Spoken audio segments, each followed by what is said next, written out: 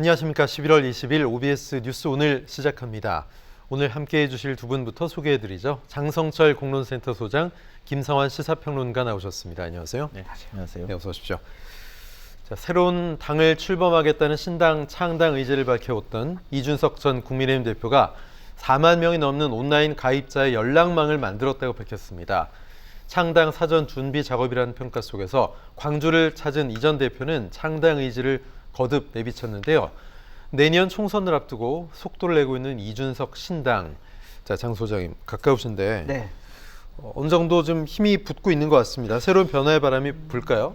지금 방금 전에 물어보니까 네. 42,000명 지금 달성했다고 그러더라고요. 네, 방금 답이었습니까? 예. 예. 그런데 이제 새로운 바람이 지금 불고 있다기보다는요, 새로운 바람이 불려고 한다. 그렇게 봐야 될 것 같아요. 창당이라는 건 너무나 어려워요. 그렇죠. 거듭 말씀드리지만 대선 후보급의 지도자 인사가 있어야 되고요. 영남과 호남이라는 지역적인 기반이 없는 그런 신당 창당은 정말 불가능해 보여요. 지난 정치학 교과서에서 나오는 그런 정치 문법을 넘어서서 이준석 대표는 당을 만들어 보겠다라고 무모한 도전을 하고 있습니다.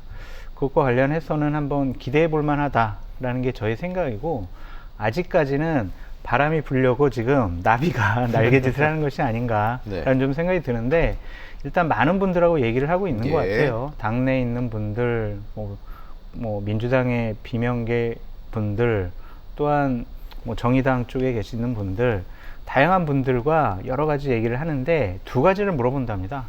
하나는 본인의 신당 창당 명분에 대해서 어떻게 생각을 하느냐라는 것과, 어떠한 어려움이 있더라도 끝까지 함께 할 수 있느냐, 그걸 물어본다고 하거든요. 네. 그래서 저는 신당을 응원하는 입장인데, 거듭 말씀드리지만 87년 이후에 영남과 호남이라는 지역에 기반을 둔 거대 양당이 대한민국 정치를 좀 망쳤다고 생각을 하거든요.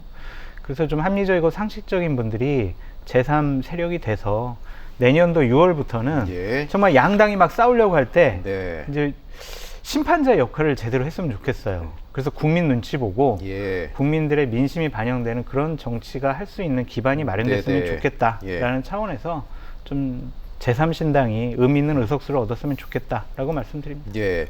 합리적이고 신선한 분들이라고 국민 여러분께서 보셔야 될 텐데, 이제 그게 관건이죠. 네. 자, 이준석 전 대표 지지자 연락망을 구축하고 참여자 수를 뭐 지금 42,000명 말씀하셨는데, 창당을 앞둔 새 결집, 새 과시용인 것 같습니다. 자, 그러면서 국민의힘 잔류 명분으로 내걸었죠. 윤석열 대통령의 변화, 여권을 압박하는 카드도 여전합니다. 김성환 평론가 어떻게 보십니까? 뭐 이준석 전 대표가 요구하는 그 변화라는 걸 수용할 수 있겠습니까? 그러니까 안 되는 건데요, 사실은. 그러니까 지금 뭐 이미 신당 작업에 들어갔다, 이렇게 보는 게 맞을 것 같아요. 네. 근데 말씀하셨던 것처럼 제3지대의 존재 가치나 이런 것들에 대해서는 동의하시는 분들이 꽤 있을 것 같은데요. 현실적인 제약 조건이 너무 많아요, 제가 볼 때는. 왜냐하면 그러니까 이준석 신당이 성공하기 위해서는 필요 충분 조건이 되는 게 TK에서 바람이 먼저 일어야 돼요. 왜냐하면 이준석 전 대표가 성공하는 것은 국민의힘이 존재하기 때문에 성공할 수 있는 거거든요. 네. 그러니까 이준석 전 대표와 국민의힘은 떼어놀려야 떼어놓을 수가 없는 관계예요. 그 보수에 실망한 층이라든가, 그리고 합리적 보수를 지향하는 층의 지지를 받을 때 어떤 바람이 일어날 수 있는 거거든요. 근데 TK에서 과연 바람을 일으킬 수 있겠느냐, 이런 게 하나가 있고요. 또 하나는 여러 생각들 가진 사람들이 하나로 좀 모였으면 좋겠다, 이렇게 얘기하는데 네. 반윤연대 가지고는 저는 성공하지 못할 거라고 생각해요. 이건 가치지향적이지도 않고요. 반윤연대라고 하는 얘기가 나올 때 보수층은 이미 떨어져 나갈 거거든요.